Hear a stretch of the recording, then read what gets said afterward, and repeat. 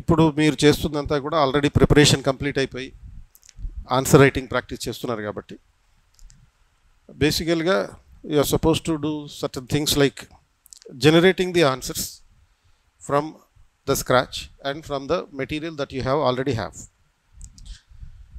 So కంపల్సరీగా మనకి ఈ 3 అవర్స్లో 15 క్వశ్చన్స్కి ఆన్సర్ రాయడం అనేది ఫండమెంటల్ రిక్వైర్మెంట్.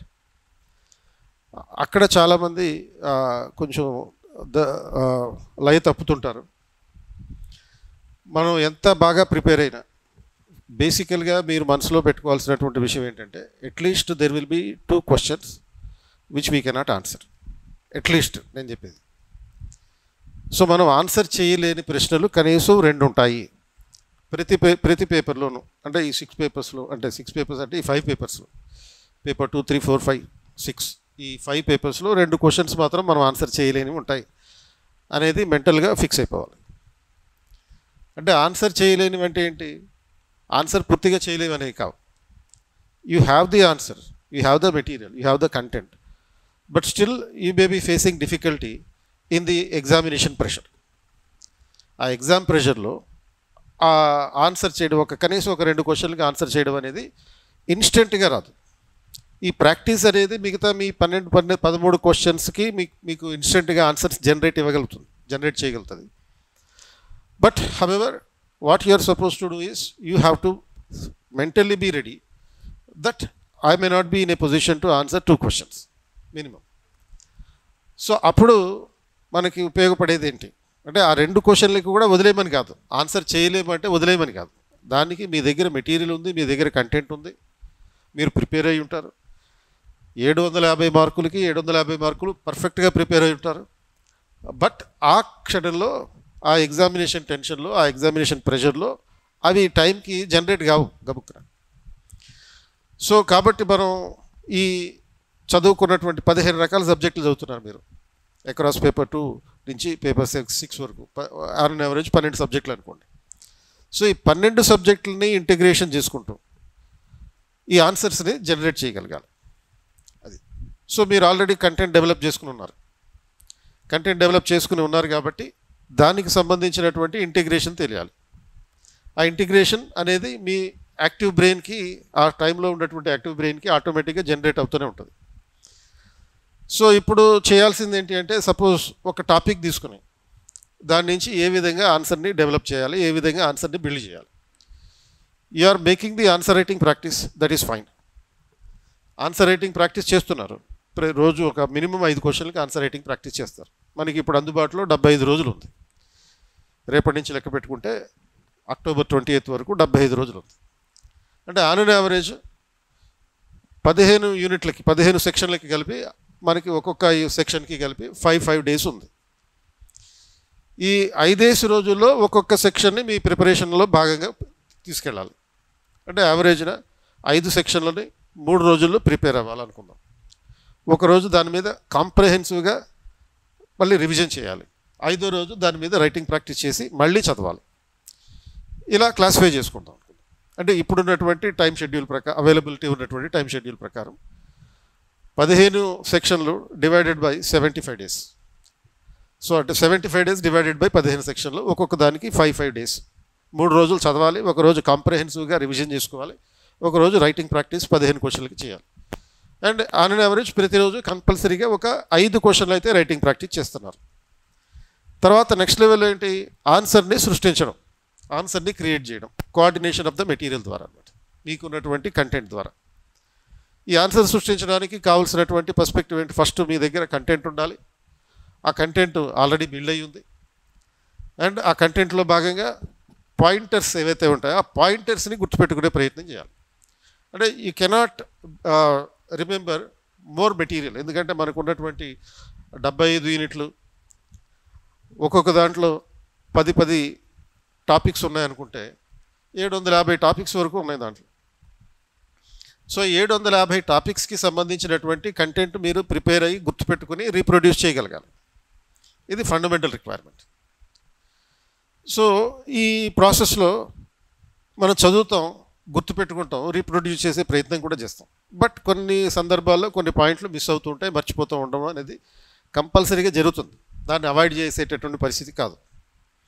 కాబట్టి మీ ప్రిపరేషన్లో కొన్ని ఫండమెంటల్ రూల్ ఆఫ్ థంబ్ మెథడ్స్ని గుర్తుపెట్టుకోండి. రూల్ ఆఫ్ థంబ్ మెథడ్స్ అంటే ఏంటి అంటే కొన్ని కొండ గుర్తులు అనమాట. కొండ గుర్తులు అంటే మనకి ఆన్సర్ తెలియకపోయినా కంపల్సరీగా ఆన్సర్ రాయాలి అనే పర్స్పెక్టివ్ని మీకు ఇచ్చేటటువంటిది. సో అలా కొన్ని రూల్ ఆఫ్ థంబ్ మెథడ్స్ని మీరు డెవలప్ చేసుకోవచ్చు. దానికి ఫండమెంటల్గా ఏం చేయాలి, ప్రతి క్వశ్చన్కి ఇంట్రడక్షను, బాడీ, తర్వాత కంక్లూజన్ ఇవేలాగా ఉంటాయి. మరి ఆ ఇంట్రడక్షన్ని ఎలా ప్రారంభించాలి? ఆ ఇంట్రడక్షన్ని ప్రారంభించడానికి మీరు దానికి సంబంధించినటువంటి నేపథ్యాన్ని రాయండి. ఆ క్వశ్చన్కి సంబంధించిన నేపథ్యం రాయండి, అంటే background or the context of the issue. And యూజువల్గా ఎగ్జామినర్ దేనికి ఆకర్షితుడవుతాడు అంటే మీరు ఇచ్చేటటువంటి ఫ్యాక్చువల్ ఇన్ఫర్మేషన్కి ఆకర్షితుడవుతాడు. ఏదైతే మీరు బైహార్డ్ చేస్తారు చూడండి, బైహార్డ్ చేసి ఒరిజినల్ కంటెంట్ని రీప్రొడ్యూస్ చేసేటటువంటి statistical data, realistic elements, data points, ఈ డాటా పాయింట్స్ ఏవైతే ఉంటాయో ఆ డాటా పాయింట్స్ కనుక ఇంట్రడక్షన్లో పడేటట్టుగా మీరు రాస్తే ఎగ్జామినర్ దానికి ఆకర్షితుడవుతాడు. అది అంటే ఫర్ ఎగ్జాంపుల్ ఇప్పుడు విమెన్ లెడ్ డెవలప్మెంట్ అనే అంశం మీద ఒక క్వశ్చన్ వచ్చింది అనుకుందాం. అది సోషాలజీలో రావచ్చు, ఆర్ లేకపోతే గవర్నెన్స్లో రావచ్చు. గవర్నెన్స్లో కూడా self help groups, women empowerment ఇటువంటి అంశాలు ఉన్నాయి కదా. ఆర్ లేకపోతే జనరల్ ఎస్సేలోనూ రావచ్చు. సో ఈ విమెన్ లెడ్ డెవలప్మెంట్ అనే అంశం గురించి రాసేటప్పుడు జనరల్ ఎస్సేలో అయితే if I'm in your position I will start with the G20 meeting. అంటే G20 మీటింగ్ తోటి నేను ప్రారంభిస్తాను. G20 అది జనరల్ ఎస్ అయితే, ఎందుకని G20 మీటింగ్లో ఏం చెప్పారు, one of the 6 points of G20 meeting, resolutions of this G20 meeting is the women-led development. మహిళా నేతృత్వంలో అభివృద్ధి జరగాలి అనే అంశాన్ని G20 మీటింగ్లో స్వీకరించినటువంటి 6 పాయింట్ల ఫార్ములాలో ఒకటిగా పెట్టుకున్నారు అనే అంశాన్ని రాయొచ్చు. ఆర్ అదర్వైజ్ దేశం మొత్తం మీద 10 కోట్ల మంది మహిళలు నాయకత్వంలో దేశం నడుస్తుంది అనే పాయింట్ని రాయొచ్చు. 10 కోట్ల మంది మహిళలు ఎవరిళ్ళు, 10 crore women are the members of the self-help groups. వీళ్ళు దేశాన్ని నాయకత్వం వహిస్తున్నారు. సో ఇటువంటి పాయింట్ని కూడా రాయొచ్చు ఇంట్రడక్షన్లో. ఆర్ అదర్వైజ్ గతంలో ఎప్పుడూ లేనట్టుగా జెండర్ బడ్జెట్లో ఈసారి అంటే 2024-25 బడ్జెట్లో 3.2 లక్షల కోట్ల రూపాయలు 3 లక్షల కోట్ల రూపాయలు మహిళా బడ్జెట్లో భాగంగా కేటాయించడం జరిగింది, జెండర్ బడ్జెట్లో కేటాయించడం జరిగింది ఉమెన్ ఎంపవర్మెంట్ కోసం. ఇవి స్టాటిస్టికల్ డేటా పాయింట్స్. సో ఈ డేటా పాయింట్ ప్రజెంట్ చేసినప్పుడు ఎగ్జామినర్ మిగతా వాటికన్నా భిన్నంగా మీ దాన్ని గుర్తించవచ్చు. అలా డేటా పాయింట్ దాని కాంటెక్స్ట్ రాయడం జరుగుతుంది. అంటే డేటా పాయింట్ అంటే స్టాటిస్టికల్ ఒరిజినల్ ఎలిమెంట్స్ అనమాట. అంటే అకార్డింగ్ టు అని చెప్పి ఆ డేటా ఎక్కడి నుంచి స్వీకరించారు అనేది మెన్షన్ చేయాలి. ఇప్పుడు సపోజ్ 2024-25 బడ్జెట్ ప్రకారం 3 లక్షల కోట్ల రూపాయలు మహిళా సాధికారికత కోసం జెండర్ బడ్జెట్లో భాగంగా కేటాయించారు. అది పర్ఫెక్ట్గా ఉంటుంది అన్నమాట. అలాగే ఈవెన్ 2024 ఎకనామిక్ సర్వేలో కూడా మహిళా సాధికారికతకి, మహిళా నాయకత్వంలో అభివృద్ధి అనే అంశానికి ప్రాధాన్యతనివ్వడం జరిగింది అనే ఆస్పెక్ట్ని కూడా మెన్షన్ చేయొచ్చు. సో ఇది ఇంట్రడక్షన్లో రాయాల్సినటువంటిది. ఆ తర్వాత విమెన్ లెడ్ డెవలప్మెంట్ అనే పాయింట్ గురించి అంటే జనరల్ ఎస్సేలో అయితే ఖచ్చితంగా క్వశ్చన్ వచ్చే అవకాశం ఉంటుంది, మ్యాక్సిమం పాసిబిలిటీ అది. అంటే విమెన్ ఎంపవర్మెంట్ అనే అంశం గురించి చదవడం చాలా రొటీన్గా ఉంది ఇప్పటిదాకా. విమెన్ ఎంపవర్మెంట్ నుంచి నెక్స్ట్ లెవెల్లో ఆలోచించాలంటే విమెన్ లెడ్ డెవలప్మెంట్ అనే కాన్సెప్ట్ ఏదైతే ఆన్గోయింగ్ కాన్సెప్ట్ ఉందో G20 మీటింగ్స్లోనూ అది చెప్పారు, తర్వాత ఎకనామిక్ సర్వేలోనూ అదే ఎంఫసైజ్ చేశారు, యాజ్ వెల్ యాజ్ బడ్జెట్లో కూడా దాని గురించి ఎంఫసైజ్ చేశారు. నెక్స్ట్ మీరు కంటెంట్ బిల్డింగ్ చేసుకునేటప్పుడు ఏం చేస్తారు, you have to develop the concepts related to that. అంటే what is meant by women led development, తర్వాత what are the stages of the women led development, దాంట్లో ఉన్నటువంటి దశలేంటి, ఆ తర్వాత విమెన్ లెడ్ డెవలప్మెంట్కి సంబంధించి గవర్నమెంట్ ప్రోగ్రామ్స్ ఏంటి, అంటే what are the areas in which the government programs have been initiated by the government in the last few years. So అలాగే సుమారుగా కనీసం ఒక 10 ఎగ్జాంపుల్స్ కనుక మీరు ఇచ్చారంటే, అంటే భారత ప్రభుత్వం మహిళా నేతృత్వంలో నాయకత్వం కోసం అభివృద్ధి చెందడం కోసం ప్రభుత్వం చేపట్టినటువంటి ఒక 10 రకాల ఎగ్జాంపుల్స్, కేంద్ర ప్రభుత్వం చేపట్టిన ఎగ్జాంపుల్స్ రావచ్చు, ఆర్ స్టేట్ గవర్నమెంట్లో ఉన్నటువంటి ఎగ్జాంపుల్స్ రాయొచ్చు. అలా ఎగ్జాంపుల్స్ కోట్ చేసుకుంటూ వెళ్ళడం. ఆ తర్వాత next what measures are required for the women led development and what are the challenges to the women led development. ఇలా మీరు కంటెంట్ బిల్డ్ చేసుకుని ఉంటారు. ఆ చేసుకునేటువంటి కంటెంట్ని, ఆ బిల్డ్ చేసుకునేటువంటి కంటెంట్లో ఉన్నటువంటి మెయిన్ పాయింట్స్ ఏవైతే ఉంటాయో ఆ మెయిన్ పాయింట్స్ ఓన్లీ ప్రజెంట్ చేసినా సరిపోతుంది. మీకు ఆన్సర్ తెలియని చోట, ఆన్సర్ గుర్తురాని చోట, లేకపోతే ఆన్సర్ ఫార్మేషన్ ఎలా అనుకున్న చోట. సో ఇంట్రొడక్షన్లో కాంటెక్స్ట్ రాస్తారు, మెయిన్ బాడీలో ఈ కాన్సెప్ట్ రాస్తారు. What is women led development, then దానికి సంబంధించినటువంటి ప్రోగ్రామ్స్, తర్వాత ఆ ప్రోగ్రామ్స్ ఎంతవరకు సక్సెస్ అయినాయి, ఎంతవరకు ఫెయిల్ అయినాయి, దానికి ఉన్నటువంటి ఛాలెంజెస్ ఏంటి, అండ్ ఇంకేటువంటి చర్యలు తీసుకోవాలి. అండ్ ఇవి రాసేటప్పుడు you have to give some contemporariness in the answer. అంటే ఈ మెయిన్ బాడీలో కానీ ఇంట్రడక్షన్లోనే కానీ కాంటెంపరీనెస్ ప్రజెంట్ చేయాలి. సమకాలీనత అంటే రీసెంట్ ఎగ్జాంపుల్స్. ఇందాక అనుకున్నట్టుగా ఒక ఎస్సే రాసేటప్పుడైతే ఒక 10 ప్రోగ్రామ్స్, సెంట్రల్ గవర్నమెంట్కి సంబంధించిన, విమెన్కి సంబంధించిన 10 ప్రోగ్రామ్స్ మెన్షన్ చేస్తారు. అలాంటి ఆస్పెక్ట్స్ రాస్తాం. కాంటెంపరీనెస్ ఉండాలి అది. అండ్ ఫైనల్గా ఒక కంక్లూజన్. సో ఆ కంక్లూజన్ అనేది వే ఫార్వర్డ్ రూపంలో ఉండొచ్చు. వే ఫార్వర్డ్ అనేది యాక్చువల్గా మనం కంక్లూజన్లో ఎక్కువ మంది రాస్తుంటారు. అంటే 10 మార్క్స్ క్వశ్చన్కి రాసేటప్పుడు కంక్లూజన్లో వే ఫార్వర్డ్ రాస్తుంటారు. జనరల్ ఎస్సే రాసేటప్పుడు అయితే వే ఫార్వర్డ్ ఒకటి ఉండాలి, కంక్లూజన్ వేరుగా ఉండాలి. వే ఫార్వర్డ్లో సజెషన్స్ ఇస్తాం కదా, ఈ సజెషన్స్ ఇచ్చేటప్పుడు మీకు ఏదైనా ఒక కమిటీ రికమెండేషన్స్ గురించి గుర్తుంటే కమిటీ రికమెండేషన్స్ మెన్షన్ చేయండి. సెకండ్ ARC కావచ్చు, లేకపోతే సెకండ్ ARC రిపోర్ట్లు కంపల్సరీగా చదువుకోండి. సమ్మరీస్ అనేవి కంపల్సరీగా చదువుకోండి. ప్రతి సెకండ్ ARC రిపోర్ట్ 15 రిపోర్ట్లు ఉన్నాయి. ఆ 15 రిపోర్ట్లు మన సబ్జెక్ట్కి సంబంధించి ప్రతిదానికి ఏదో దానికి లింక్ ఉంటుంది. ఎకానమీకి రిలేటెడ్ ఉండొచ్చు, లేకపోతే గవర్నెన్స్కి ఉండొచ్చు, పాలిటీకి ఉండొచ్చు, సోషాలజీకి రిలేటెడ్గా ఉండొచ్చు. ఆ summaries of second ARC reports ఒక్కొక్క దానికి, ఒక్కొక్క టాపిక్కి, సపోజ్ సిటిజన్ చార్టర్ ఒక 5 సమ్మరీస్, 5 రికమెండేషన్, RTI ఒక 5 రికమెండేషన్లు, ఎక్కువ కూడా గుర్తుపెట్టుకోక్కర్లా. Self help groups second ARC 5 రికమెండేషన్లు, ఆరు లేకపోతే ఈ యూనియన్ గవర్నమెంట్కి సంబంధించి చేసినటువంటి రికమెండేషన్లు. ఇలా ప్రతి అంశానికి సంబంధించి, మన సిలబస్లో ఉన్నటువంటి ప్రతి అంశానికి సంబంధించి, సైన్స్ అండ్ టెక్నాలజీ రిలేటెడ్గా కూడా ఈ గవర్నెన్స్ లాంటి అంశాలు ఉంటాయి. ఆ ఈ గవర్నెన్స్ లాంటి అంశాలకు సంబంధించి కూడా అక్కడ రిపోర్ట్ ఉంది, ఒక 5 అంశాలు. అంటే 15 రిపోర్ట్లు ఉన్నాయి. ఈ 15 రిపోర్ట్లలో మన సిలబస్కి ఎంతవరకు రిలవెంట్గా ఉన్నటువంటి సబ్జెక్టులు, టాపిక్స్ ఉన్నాయో చూసుకొని ఆ టాపిక్స్ మేరకు, అంటే ఒక 10 రకాల రిపోర్ట్లు మనకి రిలవెంట్గా ఉంటాయి. ఆ 10 రకాల రిపోర్ట్ల నుంచి ఒక్కొక్క దాని నుంచి 5 రికమెండేషన్లు మీరు నేర్చుకుంటే, ఆ రికమెండేషన్లు కూడా జస్ట్ వన్ లైనర్స్లో నేర్చుకోవాలి. ఆ 1 లైనర్స్ నేర్చుకుంటే మొత్తం మీద ఒక 50 పాయింట్లు మీ దగ్గర రెడీగా ఉంటాయి. ఆ 50 పాయింట్లు మీరు బైహార్ట్ చేసి మీ మైండ్లో పెట్టుకుని ఉంటే చాలు. అవి గుర్తుపెట్టుకునే పద్ధతులు మైండ్లో పెట్టుకుంటే చాలు. అలా గుర్తుపెట్టుకోవడం జరిగితే మీకు ఈ ఆన్సర్, దానికి రిలవెంట్గా ఉన్నటువంటి ఆన్సర్ రాసేటప్పుడు ఈ అంశాలను కనుక వే ఫార్వర్డ్లో పెడితే ఖచ్చితంగా 2 మార్కులు వేస్తాడు అక్కడ ఎగ్జామినర్. ఇలాంటి డేటా పాయింట్స్ చూసి, ఇటువంటి అంశాలను చూసి.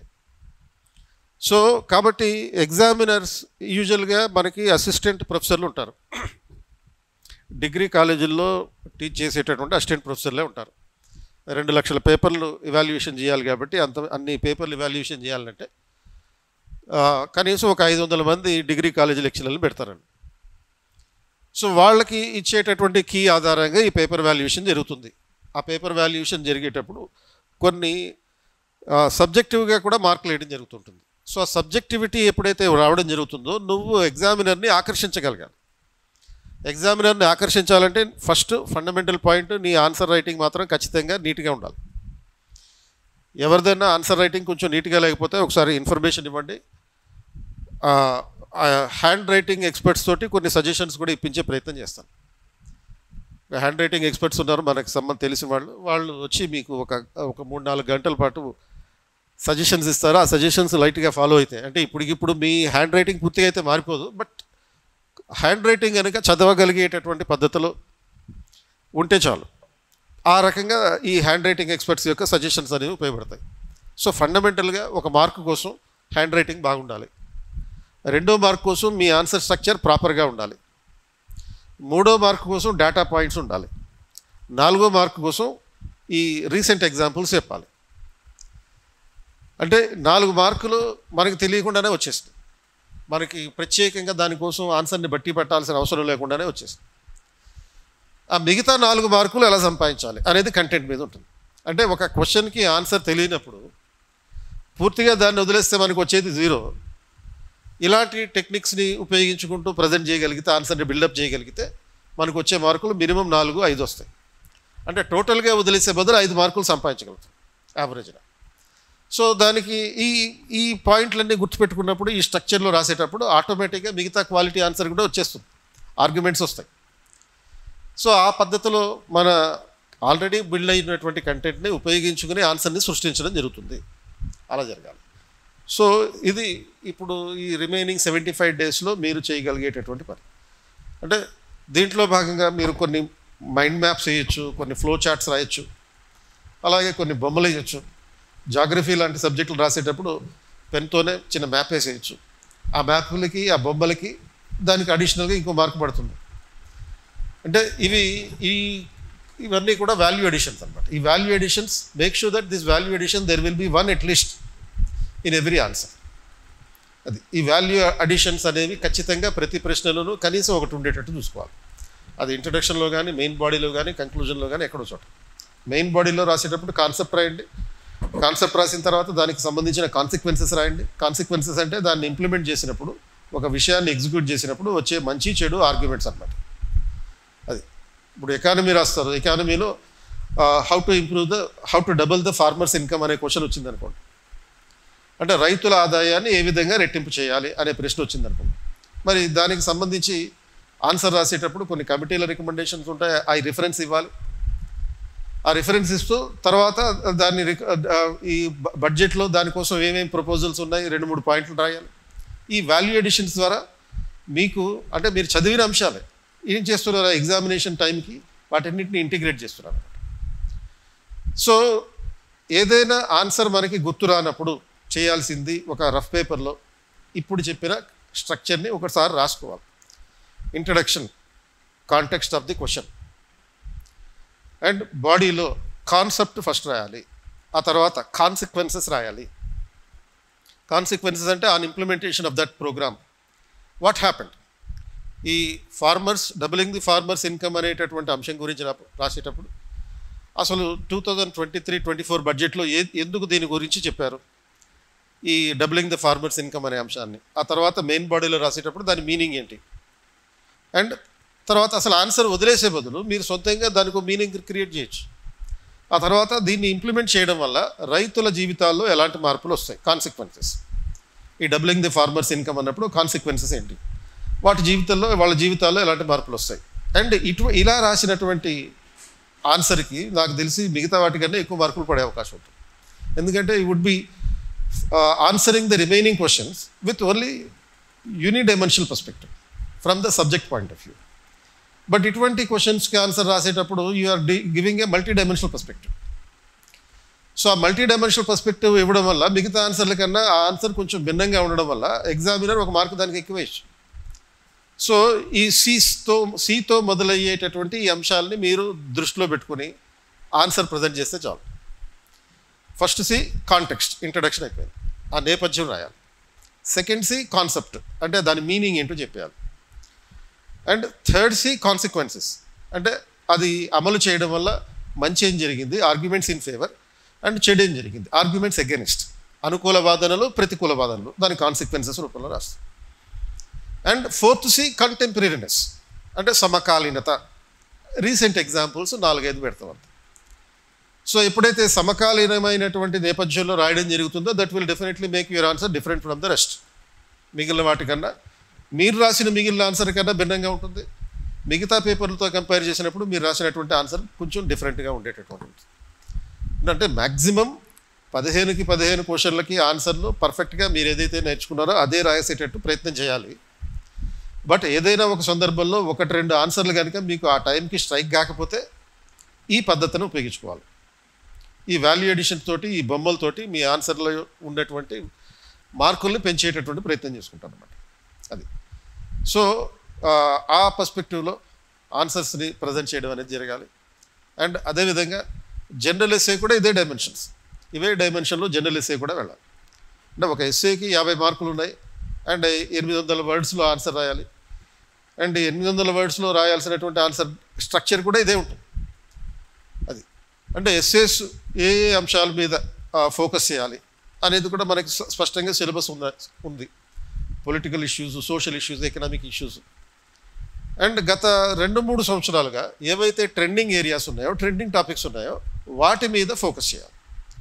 కరెంట్ ఇష్యూస్ కాకుండా current trending issues. Trending issues అంటే ఏంటి? కరెంట్ ట్రెండింగ్ ఇష్యూస్ అంటే గత 2-3 సంవత్సరాలుగా న్యూస్లో ఉన్నటువంటి అంశాలు, ఈ మధ్య వచ్చినటువంటి ఈవెంట్స్ కాదు. అది సో ఇప్పుడు సపోజ్ ఈ మహిళలకి సంబంధించి ఏదో క్వశ్చన్ అయితే గ్యారంటీగా ఉంటుంది, సోషల్ ఇష్యూస్లో కానీ పొలిటికల్ ఇష్యూస్లో కానీ ఏదో దానికి. అందులో ఇంపార్టెంట్ ఏరియాస్ ఏంటి? ఉమెన్ లెడ్ డెవలప్మెంట్ అనేది ఒకటి, మహిళా నాయకత్వంలో అభివృద్ధి చెందడం అనేది. ఈ పదం ప్రపంచవ్యాప్తంగా ప్రస్తుతం ప్రతి ఒక్కరూ ఉపయోగిస్తున్నారు. పర్టికులర్గా ఈ G20 మీటింగ్ అయిన తర్వాత ఈ పదాన్ని విస్తృతంగా ఉపయోగించడం మొదలైంది. రెండో aspect, female labour force participation అనే అంశం మీద కూడా క్వశ్చన్ వేయచ్చు. Female labour force participation. So ఈ ఫీమేల్ లేబర్ ఫోర్స్ పార్టిసిపేషన్ అంటే ఏంటి? మహిళలు ఈ కార్మికులుగా పనిచేయడం, లేకపోతే ఉపాధి కోసం పనిచేయడం అనేది. సో ఇది ప్రస్తుతం దేశంలో 37% ఉంది. దీన్ని ఎలా పెంచాలనో, లేకపోతే దీనికి స్థిరంగా ఏ విధంగా ముందుకు తీసుకెళ్ళాలి, ఇలాంటి డైమెన్షన్లో దాని గురించి ప్రిపేర్ అవ్వాలి. అలాగే మరొక అంశం ఏంటి? Women centric transportation. Women centric transportation అనేది కూడా కొంచెం న్యూస్లో ఉన్నటువంటి అంశం, ట్రెండింగ్లో ఉన్నటువంటి అంశం. అది అంటే ఉమెన్ సెంట్రిక్ ట్రాన్స్పోర్టేషన్ అంటే ఏంటి? మహిళా కేంద్రక ప్రజా రవాణా వ్యవస్థ. ఎందుకని కర్ణాటకలోను, పంజాబ్లోను, తర్వాత ఢిల్లీలోను, అండ్ ఇప్పుడు తెలంగాణలోను మహిళలకి ఉచితంగా రవాణా సదుపాయాలు ఏర్పాటు చేస్తున్నారు. అలాగే కేరళలో కూడా ఉంది. మొత్తం దేశంలో 6 రాష్ట్రాల్లో ఈ free public transportation for the women అనేటటువంటి ప్రోగ్రాం అమలు అవుతుంది. అండ్ గత 2 సంవత్సరాల్లో చూసినప్పుడు ప్రధానంగా కర్ణాటక అండ్ ఇప్పుడు తెలంగాణలో ఇది మంచి ట్రెండింగ్లో ఉన్నటువంటి అంశం. ఈ ఉమెన్ సెంట్రిక్ ట్రాన్స్పోర్టేషన్ అంటే ఓన్లీ ఫ్రీ ట్రాన్స్పోర్టేషన్ కాదు, transportation that is accessible, transportation that is affordable. అంటే యాక్సెసిబుల్ అంటే సులభంగా ఆ ట్రాన్స్పోర్టేషన్ అందుబాటులో ఉండాలి, కంఫర్టబుల్గా ఉండాలి, అలాగే అఫోర్డబుల్గా ఉండాలి, అంటే ఖర్చు భరించేదిగా ఉండాలి. ఇప్పుడు ఫ్రీ ట్రాన్స్పోర్టేషన్ అనేది అఫోర్డబుల్ ట్రాన్స్పోర్టేషన్, యాక్సెసిబుల్గా కూడా ఉండాలి, సులభంగా అందుబాటులో ఉండేటట్టు, అండ్ సురక్షితంగా ఉండాలి, అంటే సేఫ్ ట్రావెల్. అది ఈ అన్ని డైమెన్షన్స్లో ఈ విమెన్ సెంట్రిక్ ట్రాన్స్పోర్టేషన్కి ఉన్న ఛాలెంజెస్ ఏంటి, గవర్నమెంట్ దీనికోసం ఇంప్లిమెంట్ చేస్తున్నటువంటి ప్రోగ్రామ్స్ ఏంటి, పాలసీస్ ఏంటి, అండ్ దీంట్లో ఉన్న భవిష్యత్తులో ఇంకా దీంట్లో ఎలాంటి మార్పులు తీసుకురావాలి అనేటటువంటి పర్స్పెక్టివ్లో. ఎందుకంటే when women transportation is ensured there will be more women empowerment. అది అంటే ట్రాన్స్పోర్టేషన్కి ఎంత అనుకూలంగా ఉంటే, మహిళలకు అనుకూలంగా ఉంటే అంత మహిళా సాధికారికత సాధ్యమవుతుంది. కాబట్టి ఈ ఆస్పెక్ట్ మీద వరల్డ్ వైడ్గా ఇంక్లూడింగ్ ద యునైటెడ్ నేషన్స్ అనేక రకాల పాలసీస్ తీసుకొస్తున్నారు. అండ్ అందులో ఒకటి తెలంగాణ గవర్నమెంట్ ఇనిషియేట్ చేసినటువంటి ఈ మహాలక్ష్మి స్కీమ్ ఒకటి. అంతే తప్ప ఇది ఒకటే ఉమెన్ సెంట్రిక్ ట్రాన్స్పోర్టేషన్ కాదు, it is one of the dimensions of women centric transportation. కాబట్టి ఆ పర్స్పెక్టివ్స్లో ఈ ఉమెన్ రిలేటెడ్గా ఉండేటటువంటి అంశాలు. అంటే ఇప్పటిదాకా చాలా ఎగ్జామ్స్లో మీరు ఉమెన్ ఎంపవర్మెంట్ గురించి చదువుంటారు. కాబట్టి ఎగ్జామినర్ ఇంకొంచెం ఉమెన్ ఎంపవర్మెంట్ అనే అంశాన్ని దాటి, అంటే ఉమెన్ ఎంపవర్మెంట్ చదవాలి, ఎగ్జామినర్ కనుక ఉమెన్ ఎంపవర్మెంట్ అనే అంశాన్ని దాటి క్వశ్చన్ ఇవ్వదలుచుకుంటే ఇలాంటి ఆస్పెక్ట్స్ మీద కూడా క్వశ్చన్ ఇవ్వచ్చు. అండ్ ఆ తర్వాత ఇక రెండో ఆస్పెక్ట్ ఏంటి? Other social issues. Other social issues అంటే సపోజ్ సూసైడ్స్కి సంబంధించి క్వశ్చన్ అడగచ్చు, ఆత్మహత్యలు, దానికి సంబంధించినటువంటి రీజన్స్, తర్వాత సొల్యూషన్స్, ఇటువంటి టోటల్ డైమెన్షన్ మీద. రీజన్ ఏంటి అంటే మనకి దేశం మొత్తం మీద రోడ్డు ట్రాన్స్పోర్టేషన్లో 170,000 మంది ప్రతి సంవత్సరం, 160,000 మంది ప్రతి సంవత్సరం చనిపోతుంటే సూసైడ్ల కారణంగా 170,000 మంది చనిపోతున్నారు. అంటే the number of people who are dying out of because of suicide is more than any other practice. అంటే రోడ్ యాక్సిడెంట్లు లార్జెస్ట్ నెంబర్ ఆఫ్ డెత్స్ అనుకున్నారు. అండ్ అంటే ఈ ఈవెన్ న్యాచురల్ డిజాస్టర్స్ కన్నా ఎక్కువగా ఈ రోడ్ యాక్సిడెంట్లో చనిపోతున్నారు. రోడ్ యాక్సిడెంట్లు మించి ఎక్కువగా సూసైడ్ల వల్ల చనిపోతున్నారు. అండ్ మళ్ళీ పర్టికులర్గా ఈ సూసైడ్స్ అనేవి ఎక్కువగా యంగ్ ఉమెన్లో ఉన్నాయి, అలాగే యూత్లో ఉన్నాయి. అది యువతలోనూ, తర్వాత ఈ లేడీస్లో ఎక్కువగా సూసైడ్స్ ఉన్నాయి. కాబట్టి ఒక ఓవరాల్ జనరల్ పర్స్పెక్టివ్లో అసలు సూసైడ్స్కి సంబంధించిన రీజన్స్, సొల్యూషన్స్ అనే పాయింట్ ఆఫ్ వ్యూలోకి వచ్చు. అలాగే మరొక ట్రెండ్ ఏం నడుస్తుంది దేశంలో అంటే ఈ డ్రగ్స్ గురించి సంబంధించినటువంటి ఇష్యూ. ఈ సోషల్ ఇష్యూస్లో డ్రగ్స్ ఒకటి. అంటే డ్రగ్స్కి సంబంధించి తెలంగాణలో డ్రగ్స్ మీద యుద్ధం నడుస్తుంది, ఆంధ్రాలో యుద్ధం నడుస్తుంది. ఓవరాల్గా దేశం మొత్తం మీద ఈ డ్రగ్స్ అనేవి ఒక కంటెంపరీ ట్రెండ్గా నడుస్తుంది. ఎక్కడ పడితే అక్కడ డ్రగ్ స్మగ్లింగ్ జరుగుతున్నాయి. అండ్ తర్వాత ఈ షారుఖ్ ఖాన్ లాంటి వాళ్ళ పిల్లలు కూడా ఈ డ్రగ్స్ వ్యవహారాల్లో ఇరుక్కుని ఉన్నారు. ఓవరాల్గా ట్రెండింగ్ ఇది అయిపోయింది, ట్రెండింగ్ ఇష్యూ అయిపోయింది. అండ్ ప్రతిరోజు కనీసం ఒక మెయిన్ న్యూస్ మనకి డ్రగ్స్కి సంబంధించి వస్తుంది. ఐ థింక్ నిన్ననో ఇవాళలో ఈరోజు కూడా డ్రగ్స్కి సంబంధించి ఒక మేజర్ ఒక ఇన్సిడెంట్ అనేది ఈనాడు పేపర్లో రాశారన్నమాట.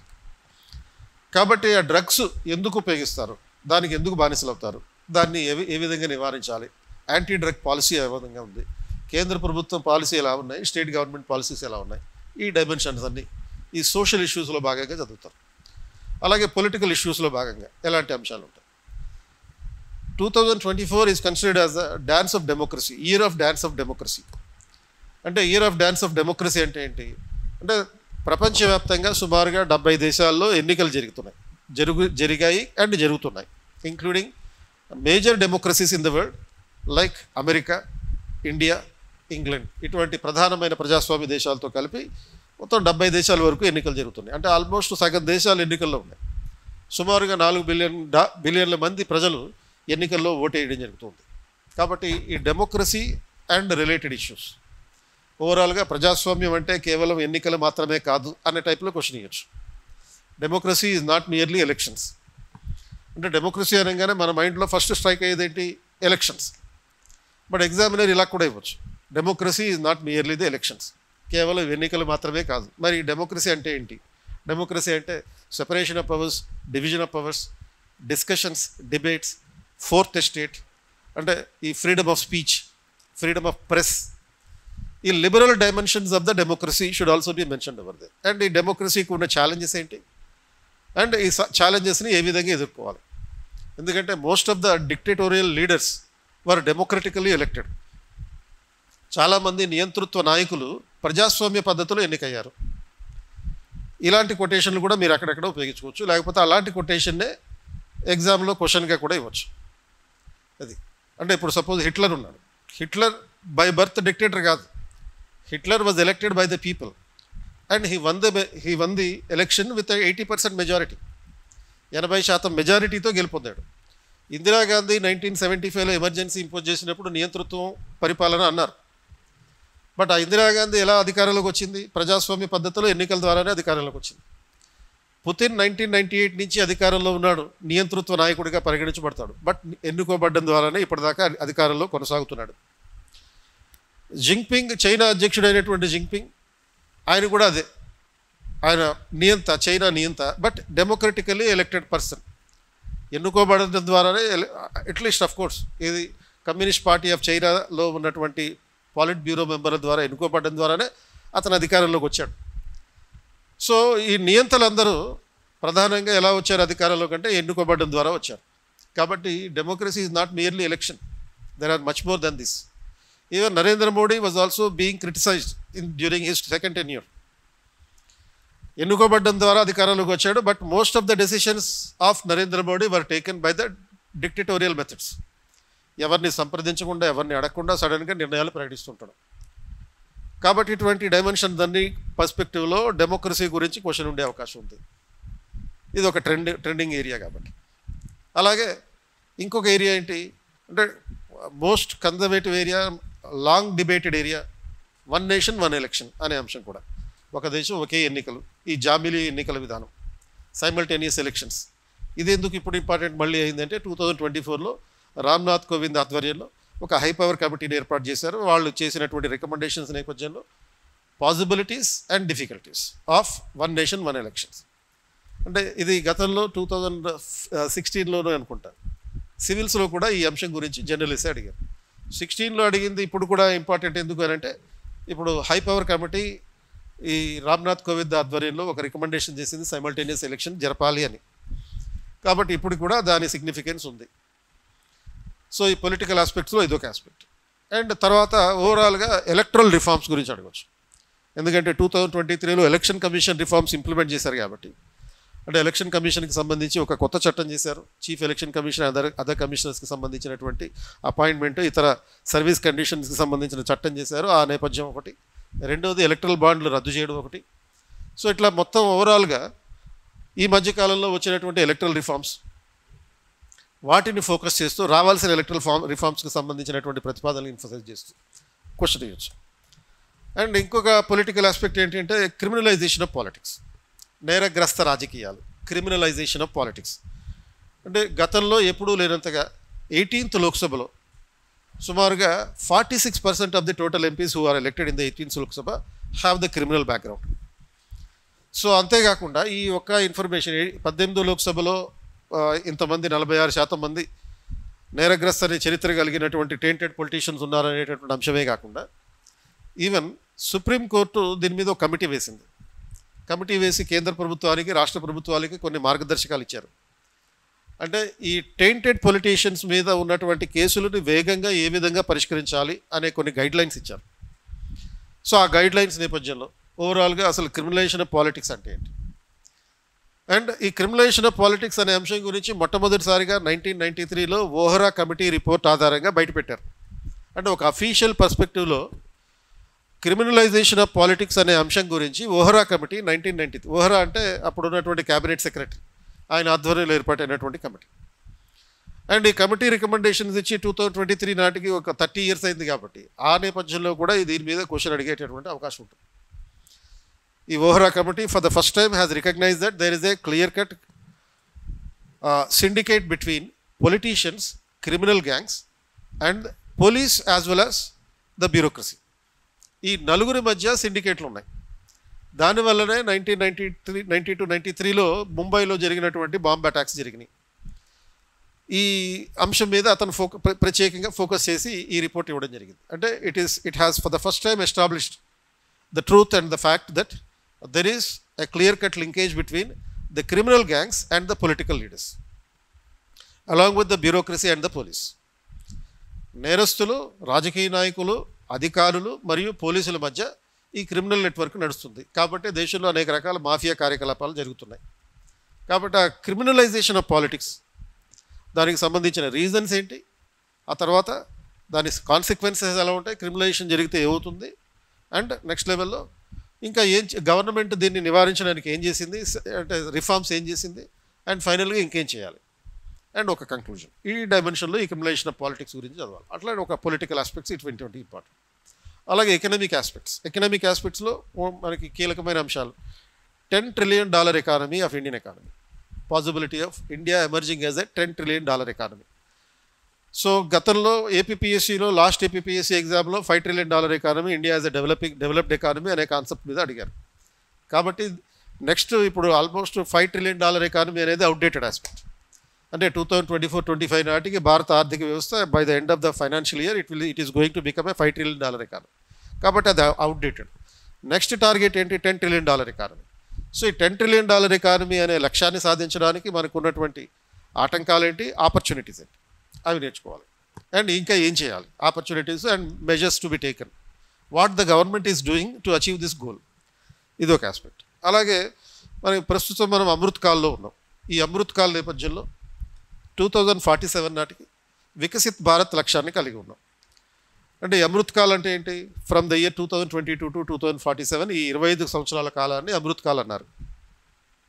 ఈ అమృత్ కాల్లో మనం ఈ 25 ఏళ్లలో ఏం చేయాలి, 2047 నాటికి భారతదేశానికి 100 సంవత్సరాలు వచ్చినప్పుడు ఆ సరికి అంటే ఈ 100 సంవత్సరాలు అయ్యేటప్పటికి భారతదేశం అభివృద్ధి చెందిన దేశంగా మారాలి అనే టార్గెట్ పెట్టుకున్నాం. దాని మీద క్వశ్చన్ ఇవ్వచ్చు. అంటే టెర్మినాలజీ మారిందంతే, కాన్సెప్ట్ అదే. $10 trillion ఎకానమీ అన్న అదే అబ్జెక్టివ్స్, అదే ఛాలెంజెస్, అదే issues. And India as a Viksit Bharat by the year 2047, 2047 నాటికి భారతదేశం వికసిత్ భారత్గా అవతరించడం అనే అంశం మీద క్వశ్చన్ ఇస్తే దానికి ఉన్న ఆపర్చునిటీస్ ఏంటి, ఛాలెంజెస్ ఏంటి, సొల్యూషన్స్ ఏంటి, and what is the way forward. So ఇటువంటి ఎకనామిక్ ఆస్పెక్ట్స్. అండ్ తర్వాత ఈ రకంగా మనం ప్రతి అంశాన్ని చూసేటప్పుడు కొన్ని సోషియో ఎకనామిక్ ఇష్యూస్ కూడా ఉంటాయి.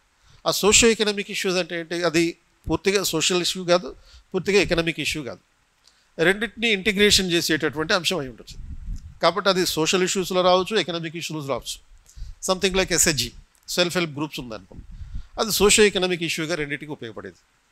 సో సెల్ఫ్ హెల్ప్ గ్రూపులు అనే అంశం మీద ప్రత్యేకంగా క్వశ్చన్ ఇవ్వచ్చు.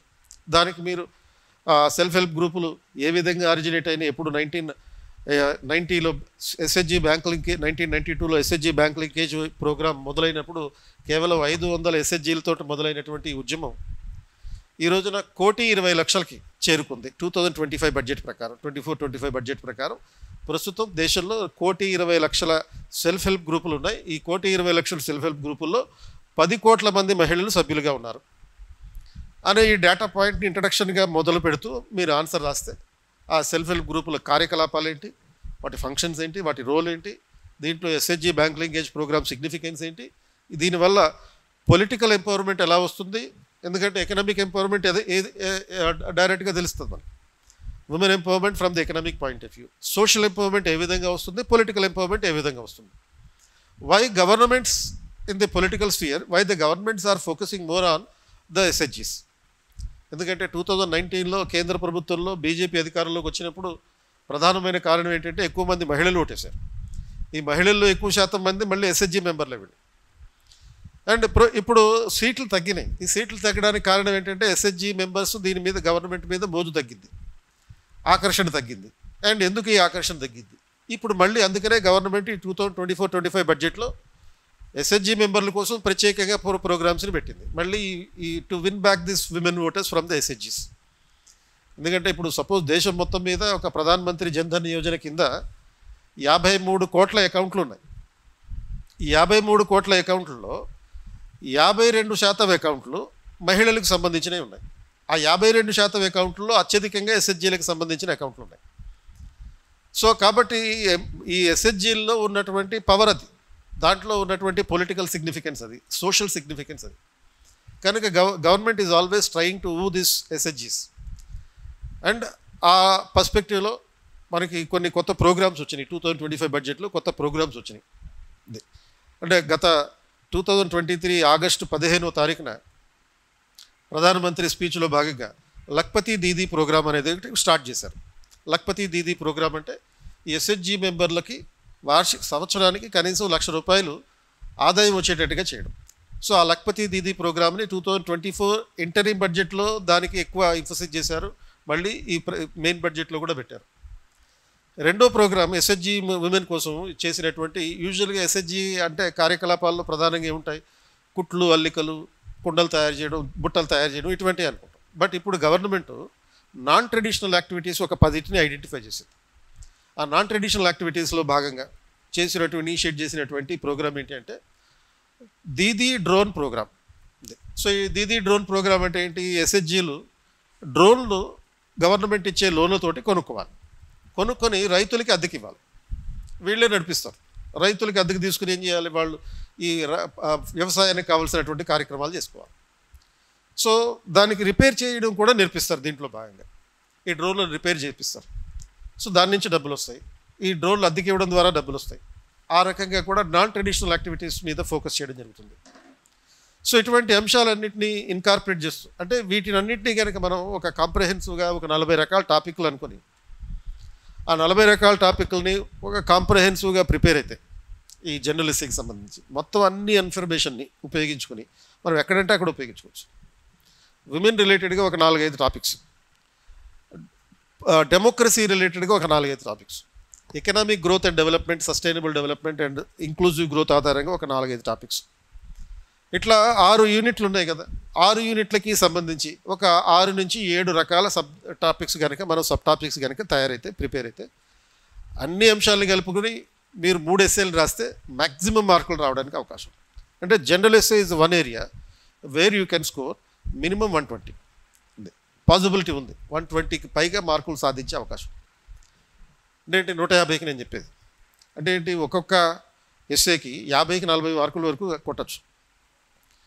అంటే 3 ఎస్సేలు రాస్తే 40 మార్కులతోటి 120 మార్కులు, అంతకన్నా ఎక్కువ కూడా రావచ్చు. ఒక్కోసారి మీ ఆన్సర్ రైటింగ్, ప్రజెంటేషను, బొమ్మలు, లేకపోతే మైండ్ మ్యాప్లు, గ్రాఫులు, ఇటువంటి అన్నీ వేసి మీ ఆన్సర్ అడిషనల్ వాల్యూస్ని పెంచేశారనుకోండి, అది ఒక స్మాల్ బడ్జెట్ సినిమానే కానీ ఎక్కువ గ్రాఫిక్స్ ఉపయోగించినటువంటి సినిమా, ఎక్కువ లాభాలు తీసుకొచ్చే సినిమా. అంటే ఈ సినిమాలో లాభాలు అనేవి మార్కుల రూపంలో వస్తాయి. సో ఆ రకంగా గ్రాఫిక్స్ ఉపయోగించడం ద్వారా మీరు మిగతా వాళ్ళు ఇచ్చేటటువంటి కంటెంట్ని ఎలివేట్ చేస్తారు అంతే. అది సో ఎలా అయితే ఇప్పుడు సపోజ్ గూఢచారి సినిమా ఉంది, ఆ గూఢచారి సినిమా తక్కువ బడ్జెట్లో 5 కోట్లు 10 కోట్లు పెట్టి తీశారు, బట్ 100 కోట్లు పైగా సంపాదించింది. సినిమా నార్మల్గానే ఉంది, కానీ దాంట్లో ఉండేటటువంటి విజువల్ ప్రజెంటేషన్, కాన్సెప్ట్ పాతదే, అందరూ రాసే కాన్సెప్టు పాతదే, అందరూ మిగతా వాళ్ళు కూడా పెద్దగా భిన్నంగా ఏమి రాయరు. మీరు ప్రజెంట్ చేసేటటువంటి విధానం, ఈ డేటా పాయింట్స్ తోటి, బొమ్మలతోటి, గ్రాఫ్స్ తోటి, మ్యాపులతోటి ప్రజెంట్ చేసే విధానం మీ మార్కుల్ని 120+ తీసుకెళ్ళగలుగుతుంది. అది ప్రతి పేపర్లోనూ 15 ప్రశ్నలకి కూడా ఇదే పద్ధతిని ఫాలో అయితే డెఫినెట్లీ అక్కడ కూడా 120 కొట్టచ్చు. అంటే 120 కొట్టాలంటే ఒక్కొక్క క్వశ్చన్కి ఆ మార్కులు 8 మార్కులు రావాలి. అది అంటే ఈచ్ సెక్షన్లో ప్రతి ప్రశ్నకి 8 మార్కులు రావాలి. అప్పుడు 100 దాటించేయచ్చు, 120 వరకు స్కోర్ తీసుకోవచ్చు, అంతకు పైగా కూడా వెళ్ళచ్చు. అంటే ఈ మొత్తం 15కి ఆన్ అండ్ యావరేజ్ కనుక మీరు 8 మార్కులు కనుక సాధించగలిగితే ఒక్కొక్క దానికి, అంటే ఇదేమీ ఇంపాసిబుల్ కాదు. 5 మార్క్స్ రావడం యావరేజ్ని అందరికీ వస్తుంది, ఒక క్వశ్చన్కి ఆన్సర్లో 5 మార్క్స్ రావడం అందరికీ వస్తుంది. మీరు ఇంత కష్టపడి చదువుతున్నారు కాబట్టి 6 మార్కులు వస్తాయి, చదువుతున్నారు కాబట్టి, రాస్తున్నారు కాబట్టి, ప్రతిరోజు 5 క్వశ్చన్లకి ఆన్సర్ రాస్తారు కాబట్టి, మినిమం 5టికి రాస్తున్నారు కాబట్టి 7 మార్కులు వస్తాయి. మరి 8వ మార్క్ కూడా రావాలి. ఆ 8వ మార్క్ కూడా రావాలంటే ఇలాంటి చిన్న చిన్న టిప్స్ ట్రిక్స్ ఫాలో అయితే చాలు, ఆ 8వ మార్క్ కూడా వచ్చేసినట్టే. ఎక్కడైనా ఒక క్వశ్చన్కి ఆన్సర్ తెలియకపోతే ఇందాక స్టార్టింగ్లో చెప్పిన ఆ 4C అప్రోచ్ ఉంది చూడండి, అది వాడేయండి. ఇంట్రడక్షన్లో కాంటెక్స్ట్, మెయిన్ బాడీలో కాన్సెప్ట్, తర్వాత దాన్ని ఇంప్లిమెంట్ చేయడం వల్ల వచ్చే కాన్సిక్వెన్సెస్, అండ్ 4 కంటెంపరీనెస్. ఆ పద్ధతిని వాడేస్తే సరిపోతుంది. అలాగే ఇప్పుడు ఇంకొక స్టాండర్డ్ ఐటెం ఏంటంటే, గవర్నెన్స్లో మీరు ఎక్కువ చదివి ఉంటారు ఇప్పటిదాకా. గవర్నెన్స్ చదివేటప్పుడు అనుసరించాల్సిన కొన్ని పద్ధతులు, ఎందుకంటే మనం అన్ని కాంపిటేటివ్ ఎగ్జామ్స్లోనూ సివిల్స్లో తప్ప ఏ ఎగ్జామ్ రాసినా గవర్నెన్స్ ఉండదు. మళ్ళీ ఇక్కడ గ్రూప్ 1లో ఉంది. గవర్నెన్స్లో రాసేటప్పుడు కూడా ఒక ఫండమెంటల్ ఫార్ములా, యూజువల్గా గవర్నెన్స్లో వచ్చే క్వశ్చన్లు ఛాలెంజెస్ మీద అడుగుతారు. ఛాలెంజెస్ అడిగారంటే, ఒక ఇష్యూకి సంబంధించిన ఛాలెంజెస్ అడిగారంటే కంపల్సరీగా సొల్యూషన్స్ రాయాలి. ఆ సొల్యూషన్స్లో స్టార్టింగ్లో చెప్పినట్టుగా సెకండ్ ARC రికమెండేషన్స్ ఉండాలి. ఇది ఫండమెంటల్గా మీరు గుర్తుపెట్టుకోవాల్సింది. రెండోది, అందులో స్ట్రక్చర్, మీకు గబుక్కున ఆన్సర్ గుర్తు రాకపోతే మీరు ఏ డైమెన్షన్స్ని ఉపయోగించాలి. అంటే ఛాలెంజెస్ కానీ, సొల్యూషన్స్ కానీ, ఫీచర్స్ కానీ ఏ డైమెన్షన్స్లో గుర్తుపెట్టుకోవాలి. ఏ dimensions? First political challenges, 2 bureaucratic issues.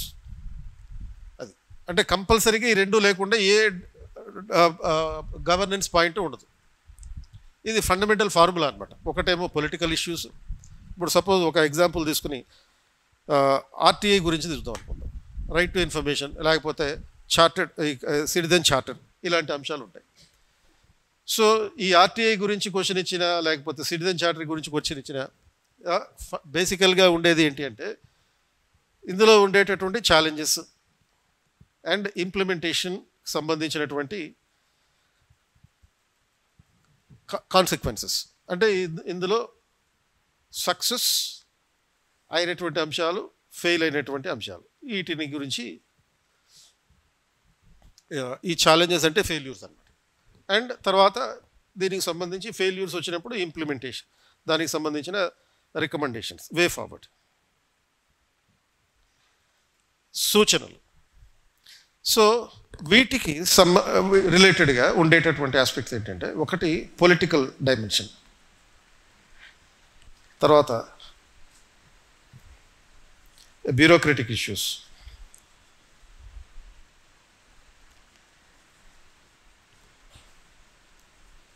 Peoples issues. ఈ కంపల్సరీగా ఉంటాయి, మినిమం థింగ్స్ అన్నమాట. అంటే ఇప్పుడు సపోజ్ RTI విఫలమైంది అనేటటువంటి క్వశ్చన్ వచ్చింది అనుకో, అంటే సమాచార హక్కు విఫలమవడం, సమాచార హక్కు ఎందుకు విఫలమైంది అంటే, ఈ రైట్ టు ఇన్ఫర్మేషన్ అనేది 2005లో అమల్లోకి వచ్చిన తర్వాత అప్పటి నుంచి ఇప్పటికి ఆల్మోస్ట్ 20 సంవత్సరాలు అయింది. ఈ 20 సంవత్సరాల్లో సమాచార హక్కు సక్సెస్ అయిందా, ఫెయిల్ అయిందా అని అడుగుతారు. అడిగినప్పుడు మనకి గబుక్కున పాయింట్లు గుర్తు రాకపోతే, మనం నేర్చుకునే పాయింట్లు గుర్తు రాకపోతే ఈ ఫార్ములాను పట్టుకోండి. Political factors for the failure of the right to information. There is no political will to implement the right to information. రైటా రాంగా? Definitely right. రాంగ్ లేదు. బ్యూరోక్రటిక్ ఫ్యాక్టర్స్ అంటే ఉద్యోగస్వామ్యపరమైన అధికారుల నుంచి వచ్చే సమస్యలు ఏంటి? Bureaucracy is not in favour of the right to information. Bureaucracy is not in favour of the citizen charter. Bureaucracy is not in favour of the CBI. ఇటువంటి aspects మీరు ఏ అంశమైనా తీసుకోండి, బ్యూరోక్రసీ వ్యతిరేకత ఉంటుంది. బ్యూరోక్రటిక్ డైమెన్షన్లో మళ్ళీ 4-5 పాయింట్లు వస్తాయి. అంటే ఈ 4-5 ఏంటి? బ్యూరోక్రటిక్ ఇవిల్స్, దీంట్లో కరప్షన్ ఒకటి, తర్వాత సీక్రెసీ ఒకటి, తర్వాత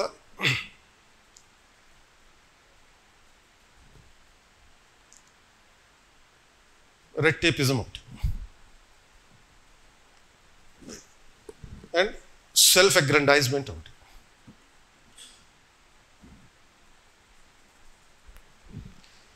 సో ఇటువంటి డైమెన్షన్ వస్తుంది.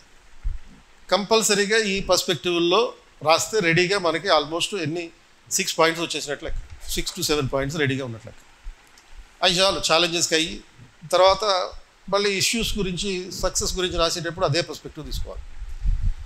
సమాచార హక్కు విఫలమవడానికి కారణం రాజకీయ నిబద్ధత లేకపోవడం. 2, అధికారుల్లో ఉండేటటువంటి రహస్య సంస్కృతి, secret culture in the bureaucracy, అదొక కారణం. అధికారుల్లో ఉండే అవినీతి, అధికారులు అనుసరించేటటువంటి వాయిదా వేసే పద్ధతి, అంటే రెడ్ టేపిజం అంటే జాప్యం చేయడం అన్నమాట, వాయిదాల కారణంగా. అండ్ అధికారుల్లో ఉండే సెల్ఫ్ అగ్రండైజ్మెంట్ అంటే స్వప్రయోజనాల కోసం పనిచేసే స్వభావం. అంటే the bureaucracy working for the self aggrandizement, only for the selfish interest. తర్వాత పీపుల్స్ ఇష్యూస్. ఈ పీపుల్స్ ఇష్యూస్ కూడా మీరు ఎక్కడైనా వాడుకోవచ్చు. పీపుల్స్ ఇష్యూస్ ఏంటి? 1, lack of people's participation in formulating the RTI. సమాచార హక్కును తయారు చేయడంలో ప్రజా భాగస్వామ్యం లేదు. సిటిజన్ చార్టర్ని తయారు చేయడంలో ప్రజా భాగస్వామ్యం లేదు. 2, lack of awareness. People's participation లేకపోవడం ఒకటి, అవేర్నెస్ లేకపోవడం ఒకటి. మీరు ఎక్కడైనా వాడండి, ఏ సబ్జెక్ట్లో అయినా వాడుకోవచ్చు. Lack of people's participation, lack of awareness among the people about the program. ఆ కార్యక్రమానికి సంబంధించి ప్రజల్లో చైతన్యం లేకపోవడం, అవగాహన లేకపోవడం. మీరు ఎక్కడ వాడినా కానీ అందులో తేడా ఏమి ఉండదు, తప్పు కాదు. ఇప్పుడు ఈ గవర్నెన్స్ గురించి క్వశ్చన్ వచ్చింది అనుకోండి, సేమ్ ఇష్యూస్ వస్తాయి. మనకి ఈ గవర్నెన్స్ ఎందుకు సక్సెస్ కాలేదు? ఎందుకు కాలేదంటే రాజకీయ నిబద్ధత లేదు, అండ్ తర్వాత ఈ బ్యూరోక్రటిక్ కమిట్మెంటు లేదు. తర్వాత people have no awareness about the how to operate the digital governance. And అలాగే financial matters. Then personal matters, ఆర్థిక అంశాలు, ఉద్యోగ బృంద అంశాలు. ఆర్థిక అంశాలు అంటే మీరు ఏది తీసుకున్నా సరే మళ్ళీ ఆర్టీఐ విఫలమైంది. కారణం ఏంటంటే దీనికి తగినంత బడ్జెట్ కేటాయించలేదు, దీని అమలుకి సరైన బడ్జెట్ కేటాయించలేదు. ఎందుకు బడ్జెట్ దీనికి ఎందుకు కావాలి? ఎలక్షన్ ఈ రైట్ టు ఇన్ఫర్మేషన్కి సంబంధించిన నేషనల్ కమిషన్ కానీ స్టేట్ కమిషన్ కానీ అందులో పనిచేసే ఉద్యోగులకి జీతాలు ఇవ్వాలి, ఆ మిషనరీకి జీతాలు ఇవ్వాలి, దాన్ని వెబ్సైట్ మెయింటైన్ చేయాలంటే జీతాలు ఇవ్వాలి. ఆ ఫైనాన్షియల్ బడ్జెట్ అలొకేషన్ సరిగ్గా లేదు. Personal matters, personal issues. Personal అంటే ఉద్యోగ బృంద సమస్యలు. ఉద్యోగ బృందం అంటే స్టాఫ్ రిలేటెడ్గా అనమాట. చాలా కాలం పాటు ఈ రైట్ టు ఇన్ఫర్మేషన్ కమిషన్లో, నేషనల్ కమిషన్లో కానీ స్టేట్ కమిషన్లో కానీ చాలా ఖాళీలు ఉంటాయి. ఉద్యోగులు పూర్తి స్థాయి ఉద్యోగులు కాదు. అంటే దీంట్లో పనిచేసే ఎంప్లాయీస్ ఎవరైతే ఉంటారో ఆ ఎంప్లాయీస్ ఫుల్ టైం ఎంప్లాయీస్ కాదు. నువ్వు ఏ కమిషన్ అనేది తీసుకోమని, వేరే కమిషన్లు తీసుకున్నా సరే ఇయే ప్రాబ్లమ్స్ వస్తాయి. National commission for schedule caste, same problems. Schedule tribes, same problems. Or BC commission, ఇయే ప్రాబ్లమ్స్. ఆర్ లోక్పాల్ తీసుకో, లోక్పాల్లో కూడా ఇదే సమస్యలు. అంటే మొత్తం గవర్నెన్స్కి సంబంధించిన ఏ టాపిక్ తీసుకున్నా కానీ ఫండమెంటల్ టెంప్లెట్ ఇది. మీకు ఆన్సర్ తెలియని చోట ప్రజెంట్ చేయాల్సినటువంటి టెంప్లెట్ అది. అంటే ఇప్పుడు మనకి చాలా బలం ఉంటుంది, ధైర్యం కూడా ఉంటుంది. ఎప్పుడైనా సినిమా చూసి అర్ధరాత్రి 2 గంటలకు ఇంటికి వెళ్ళేటప్పుడు సపోజ్ బైక్ పాడేటప్పుడు నడుచుకుంటూ వెళ్తున్నాం, వెనకాల నుంచి ఎవరో తరుగుతున్నట్టు శబ్దం వస్తుంటుంది. సడన్గా వెనక్కి చూస్తాం, ఎవరో ఉండరు. నీకు 6 ప్యాక్ బాడీ ఉంది, కరాటే చేయగలిగే సామర్థ్యం ఉంది, కానీ భయం వేస్తుంది. అప్పుడు ఏం చేస్తాం మనం? శ్రీ ఆంజనేయం ప్రసన్నాంజనేయం అనే ఒక ఫార్ములాను ఉపయోగించుకుంటాం. ఆ బేసిక్ టెంప్లెట్ ఎలా అయితే ఉపయోగించుకుంటామో ఇది ఆంజనేయ దండకం లాంటిది అన్నమాట. ఇక అన్ని సామర్థ్యాలు మన దగ్గర ఉన్నాయి, కానీ అన్ని సామర్థ్యాలు ఉన్నా మనకి భయం అనేది మాత్రం కాదు. అలాంటి భయం వేసిన చోట, మనకి ఆన్సర్ తెలియని చోట ఈ టెంప్లెట్ను ఉపయోగించుకోండి యాజ్ అన్ అల్టిమేట్ వెపన్ అన్నమాట. అంతిమ ఆయుధంగా ఉపయోగించుకునేటటువంటిది. అది ఇక అన్ని రకాలుగా ఎక్కడైనా ఉపయోగించుకో. ఇప్పుడు doubling the farmers income, same issues వస్తాయి. దానికి ఛాలెంజెస్ ఏంటి? విమెన్ లెడ్ డెవలప్మెంట్ ఛాలెంజెస్ ఏంటి? ఇవే ఉంటాయి. మళ్ళీ ఇంతకు మించి మీరు రాసినా కానీ అంటే స్పెసిఫిక్గా రాస్తే ప్రాబ్లం లేదు. ఏమి రాయాలి అని డౌట్ వచ్చినప్పుడు మాత్రం ఈ ఫార్ములా, ఈ టెంప్లెట్ను ఉపయోగించుకుంటే చాలు. అది సో అలా ఓవరాల్గా మన ప్రిపరేషన్ అప్రోచ్ పెట్టుకుంటే మీ దగ్గర ప్రిపరేషన్ ఉంది, తర్వాత రాయడం జరుగుతుంది, అండ్ యాజ్ వెల్ యాజ్ అన్ని రకాల మెటీరియల్ ఉన్నాయి. ప్రతిరోజు మీకు సపోర్ట్ చేయడానికి భవానీ శంకర్ సార్ ఉన్నారు, మీరు టెస్టులు రాస్తున్నారు, ఇవాల్యుయేషన్ ఉంది, ఫీడ్బ్యాక్ ఉంది. బట్ 1% ఛాన్స్ కూడా ఉంది. 99% వీఆర్ రెడీ, 1% ఛాన్స్ కూడా ఉంది. అప్పుడు ఈ ఆంజనేయ స్వామి దండకం ఉపయోగపడుతుంది. ఈరోజు చెప్పిన క్లాసు ఆంజనేయ స్వామి దండకం లాంటిది. ఇది ఉపయోగించుకుంటే మీరు ఏ సబ్జెక్ట్ అయినా ఆన్సర్ రాయొచ్చు, ఏ పేపర్లో అయినా మార్కులు సంపాదించవచ్చు. ఎక్కడా కూడా 8కి తగ్గకుండా మార్కులు సాధించేటటువంటి అవకాశం. బట్ సో ఏమన్నా క్వశ్చన్స్ ఉంటే చెప్పండి. ఓకే, సో నెక్స్ట్ వీక్ కూడా నేను ఒకరోజు వస్తాను, ఒక 2-3 ఎస్సేస్ డిస్కస్ చేస్తాను మీతోటి. So that overall approach to the essay అనేది ప్రాపర్గా సైంటిఫిక్గా టార్గెటెడ్గా ఏ విధంగా ఉండాలనేది డిస్కస్ చేస్తాను.